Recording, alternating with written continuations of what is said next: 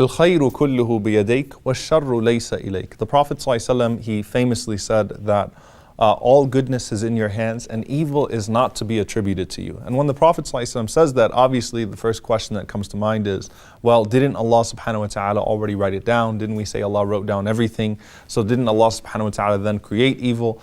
And the answer to that question is that Allah subhanahu wa ta'ala tells us directly in the Quran that evil is to be attributed to the creation. So, min sharri ma khalaq. We seek refuge in Allah from the evil of that which He created. Okay, Allah subhanahu wa ta'ala, He also says that corruption has appeared on the land and on the seas, bima kasabat aydin nas, because of what man's hands have earned.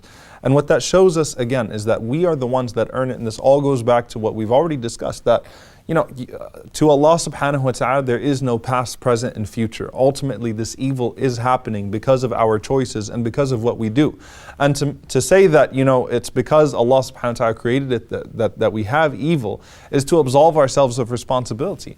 Imam Ibn al-Qayyim rahimahullah ta'ala, he gave a very beautiful analogy. He said that for you to say that you are not responsible for the evil that you've performed because Allah created it is like committing adultery, having a child, and then saying, you know what, I'm not going to support that child because Allah created the child.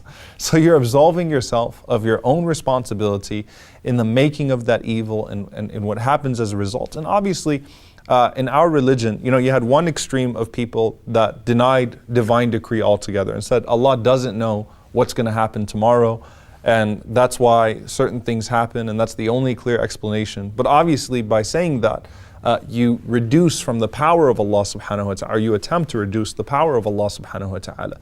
And then you had the opposite, which was al-Jabariyah, the people that said we are forced into doing what we do. So in essence, we're all actors in a play. So Musa alayhi salam is equal to Fir'aun because they all did what Allah subhanahu wa ta'ala created them to do. We have no power over anything that we do. And obviously that's nonsense as well, because we're absolved in our religion.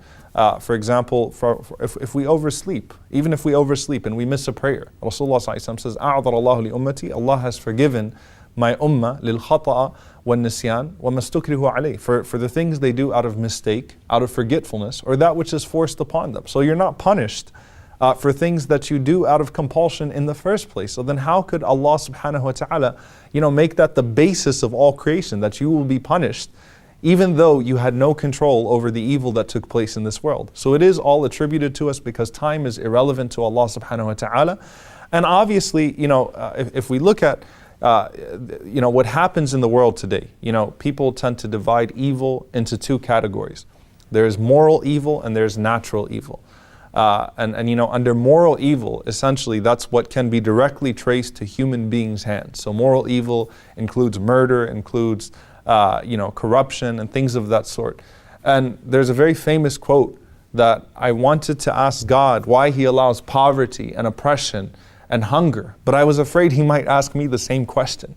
There is enough food in this world for each and every single person to have a 3,200 calorie diet, which is more than enough. Now, why is it that why is it that we have famine, and why is it that we have crises of hunger in the 21st century? That's not because Allah didn't give us enough, that's because of our own corruption, right? So we have to ask ourselves, what are we doing to solve the problem of hunger, and what are we doing to solve the problem of clean water not being available to certain people? Because clean water is available, there's an abundance of clean water, but why is it that certain people don't have access to clean water? Why is it that we allow oppression and we don't speak out against injustice? And Karl Marx, his argument against religion is that religion tends to dull the masses and make them complacent. Islam doesn't teach us to be passive or complacent and just say, you know what, this is all happening because Allah decreed. Rather, Allah subhanahu wa ta'ala gives us the responsibility to confront what appears to be evil to us, and then when things don't go our way, we then have the satisfaction that Allah subhanahu wa ta'ala is in control and that there was a greater reasoning for this happening. It's not that we sit there and just say, hey, there's a greater reasoning for this, so we should not attempt to confront it. Because evil at the end of the day is relative. So when it comes to the natural evil now, which is earthquakes and things of that sort, and you could make the argument that that's also due to the corruption of man, because we destroy our environment, and obviously when we destroy our environment, it turns against us, and though it's by the qadr of Allah subhanahu wa ta'ala, it's by the decree of Allah, it's still traced to our hands.